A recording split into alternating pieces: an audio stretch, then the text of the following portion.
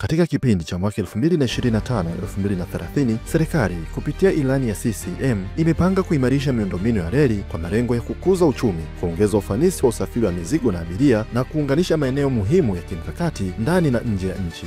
Ujenzi wa reli ya standard gauge unaendelea katika vipande mbalimbali, vikiwemo vipande vya Mwanza Isaka yenye urefu wa kilomita 341, Makutupura Tabora yenye urefu wa kilomita 368, Tabora Isaka yenye urefu wa kilomita 165, Tabora Kigoma yenye urefu wa 506 na Uvinza Msongati Burundi yenye urefu wa 156.6.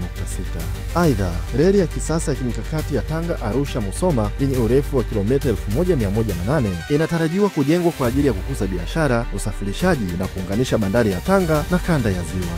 Pia kunatarajiwa kuanzisha mfumo wa reli za mijini, yani metro, katika majiji ya Dar es Salaam na Dodoma ili kupunguza msongamano wa kurahisisha usafiri wa wananchi wa mijini. Hizi ni ahadi na maelekezo ya ilani ya uchaguzi ya CCM ya mwaka 2025-2030 kwenye ujenzi wa reli.